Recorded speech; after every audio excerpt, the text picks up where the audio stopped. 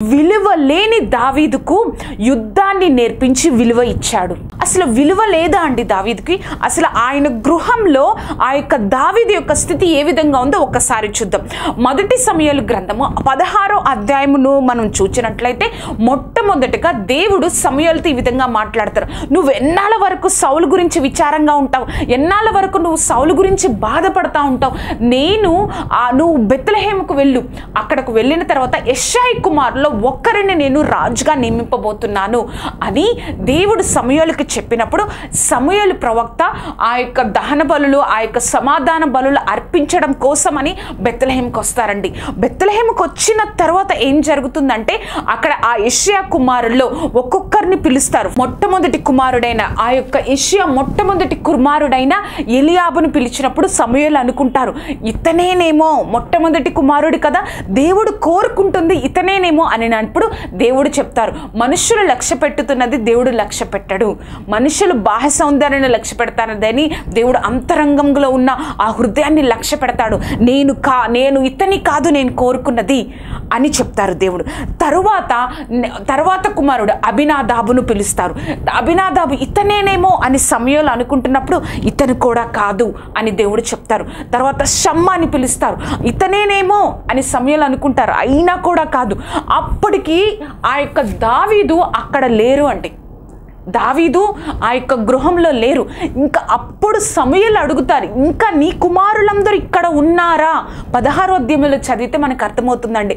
ఇక్కడ నీ కుమారులంతా ఇక్కడ ఉన్నారని అడిగినప్పుడు కడవడివాడు చివరివాడు ఆ గొర్రెల కాపరిగా ఉన్నాడు, చివరివాడు గొర్రెల కాపరిగా ఉన్నాడు, చిన్నవాడు ఆ యొక్క గొర్రెల కాపరిగా ఉన్నాడు, గొర్రెలను మేపడానికి వెళ్ళాడు అని యెషయా చెప్పినప్పుడు అతడు వచ్చే వరకు నేను ఇక్కడే కూర్చుంటాను, అతన్ని పిలుచుకొని రండి అని చెప్తారు.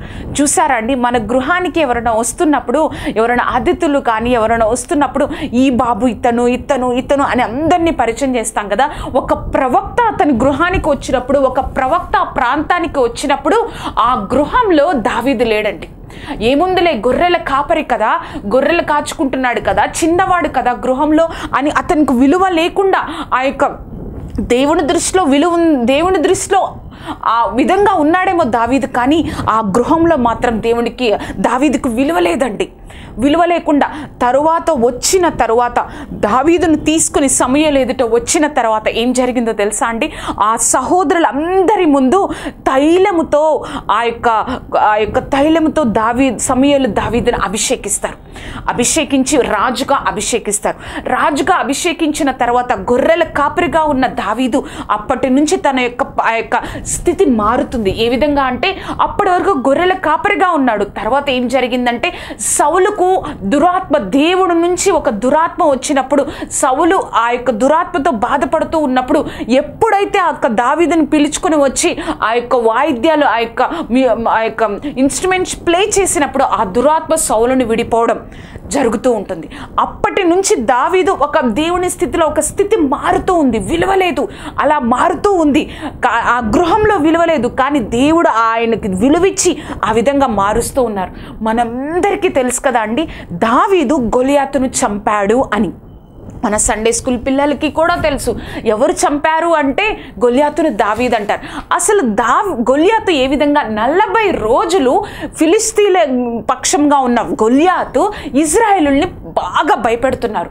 ఆ యొక్క వచనాల్లో ఉంటుందండి, ఆ యొక్క ఇజ్రాయెల్ ప్రజలు సౌలు అందరూ కూడా భయభ్రాంతులయ్యిరి. ఎవరిని చూచో తెలుసా?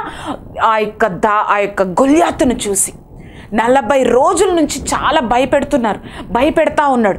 అసలు ఆ యొక్క యుద్ధంలో ఇస్రాయేలీల్లో ఎంతో యుద్ధ వీరులు ఉంటారు, ఎంతో మంది యుద్ధం నేర్చుకున్న వాళ్ళు ఉంటారు. వాళ్ళేమీ చేయలేకపోయారు గొలియాతుని, సౌలు ఏమీ చేయలేకపోయారు గొలియాతుని. కానీ దావీదు ధైర్యంతో ఆ యొక్క దావీదు ఏం చేశాడు అంటే ఆ యొక్క దావీదు నేను గొలియాతుని చంపుతాను అని చెప్పినప్పుడు అతనికి ఆ యుద్ధ వస్త్రాలన్నీ వేసినప్పుడు అతనికి వాడుక లేదు కనుక అని బైబిల్లో ఉంటుంది. అంటే అతను ఎప్పుడు ఆ యొక్క యుద్ధ వస్త్రాలు వేసుకోలేదు. అంటే యుద్ధంలో అసలు తను ఎప్పుడు పాలు పొందలేదు, ఎప్పుడు పార్టిసిపేట్ చేయలేదు. అసలు ఎవరు నేర్పించారండి దావీదుకి యుద్ధాన్ని? ఆ యొక్క ధైర్యాన్ని, అటువంటి గొప్ప ఆ యొక్క విశ్వాసాన్ని ఎవరు నేర్పించారు? దేవుడే నేర్పించారు కదా. సౌలు 1000 కొలదియు, దావీదు 10,000 కొలదియు అని ఆ ఇశ్రాయేలు ఆ యొక్క ఇశ్రాయేల్ స్త్రీలు పొగుడుతూ ఉంటారండి. అక్కడ ఉంటుంది, యుద్ధము యెహోవాదే అని దావీదు ఆ యొక్క యుద్ధంలో పాటు పొందుతాడు.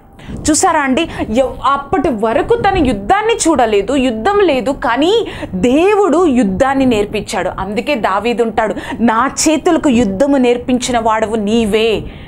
దేవుడు దగ్గర దావీదు యుద్ధాన్ని నేర్చుకున్నాడు. దేవుడే దావీదుకు యుద్ధాన్ని నేర్పించాడండి.